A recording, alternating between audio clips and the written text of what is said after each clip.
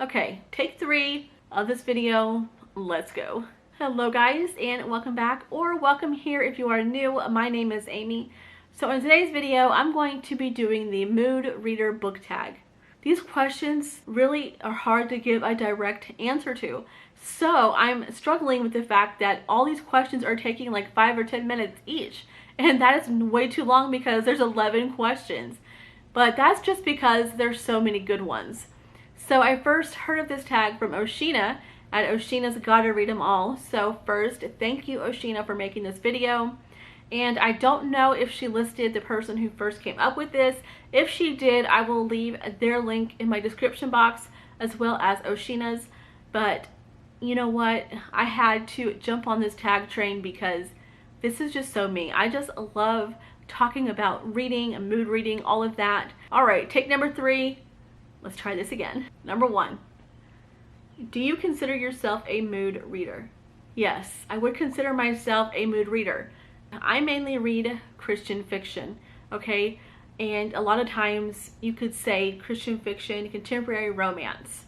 A lot of times there can be different mood styles in one Christian fiction book. So if it's a romance, you have a love story.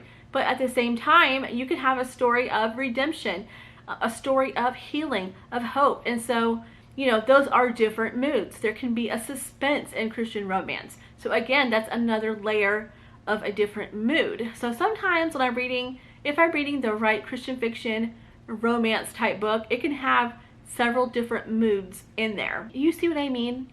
Like these answers, they just go on forever. Okay, I'm gonna take it down a notch. Here I go. Number 2, do you set TBR lists and do you stick to them? Believe it or not, I am a list person, but when it comes to my reading, I don't really make a list down on paper. However, in my head, I do have books that I know I want to read soon. So typically what I will do is I will group them together. Like you see right back here, these are the books I want to read this summer. So even though I don't have it written down on a list, I kind of make like a mental note and then I kind of group those books together just because I know those are the books I want to read soon. Maybe because it's a new release or maybe because, I don't know, it's the right season. Question number 3. Do books affect you emotionally? This is a 2-part, and the second part is, does the mood of your book rub off on you? So the first part is, does a book affect you emotionally? Yes, for me that it does. Because a lot of times, like I said, when I'm reading these books, there's an added layer with Christian fiction where there are some emotional parts. More times than not, there's going to be, you know, issues in that book that you can relate to on some level. Maybe not the same exact issue, but something similar. And yes, it does affect me. I can kind of feel their pain and I kind of feel like, ugh, like I feel for them. So yes. Now the second part, does the mood rub off on me? Yes and no. So say that I'm reading, you know, a story has a great ending. If I'm just coming off of a chapter that was really uplifting, really encouraging, really joyful, then yes, those emotions would just continue to elevate within me. Now, if I'm coming off of a chapter or a book or something that has more of a negative ending, or say I'm reading a chapter where there's like a dispute hanging, then no, that's not going to rub off on me. I'm not going to go out and pick a fight with Joe or anyone else. So also, I do apologize for the lighting. I see that it's kind of going in and out, so there's that. All right, question number 4. When you're feeling sad, what do you read? Or do you not read when you're sad? So I would say no, I don't really like to read if I'm upset about something. You could say sad. I mean, I think for me it would be more like if there's something weighing on my mind, or, you know, if I'm conflicted or if I'm upset, anything like that, then no, I can't really read with a clear mind.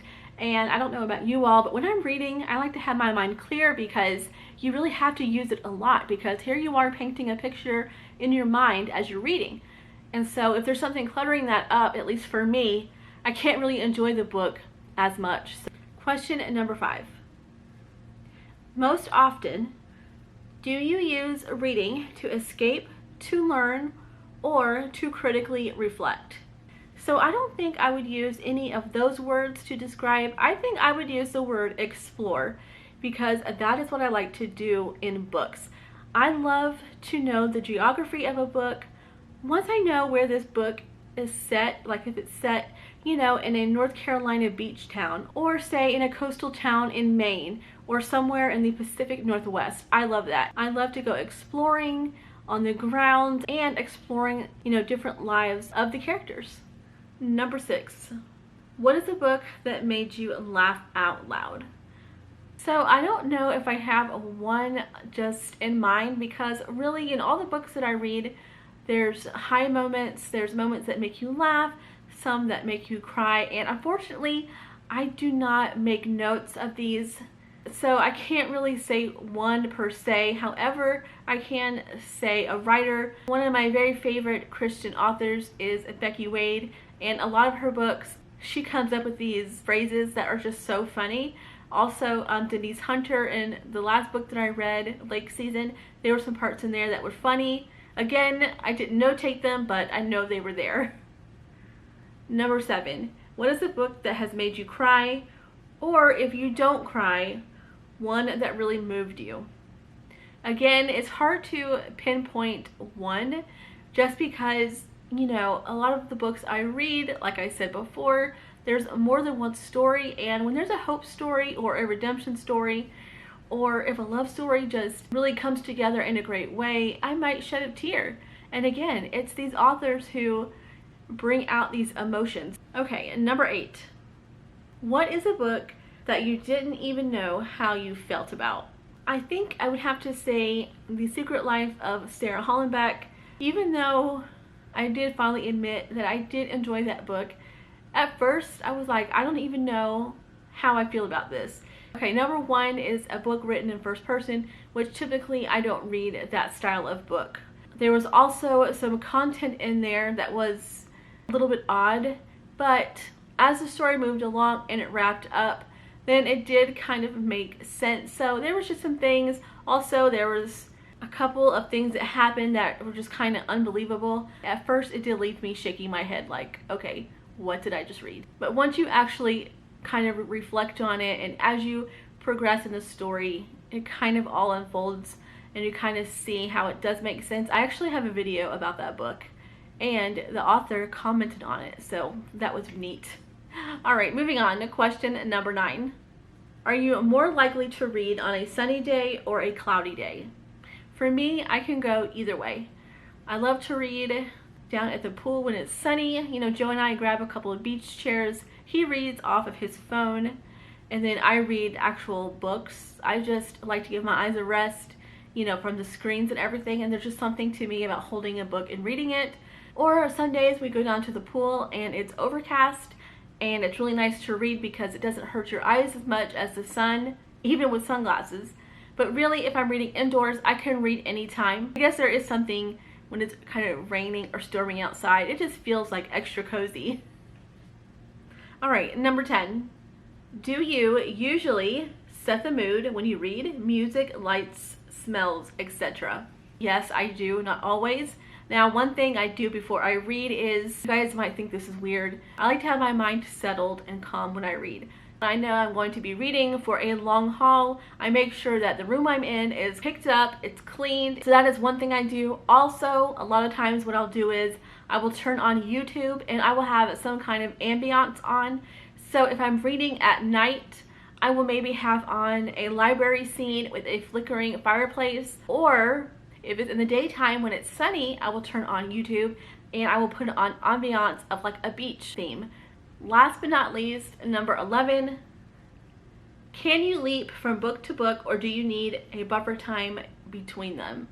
Typically, I do have some sort of lag in between. That way I can just soak up what I've just read to make sure it doesn't carry over into like the next book. So yes, I do put a little bit of a lag in between books unless it is in a series.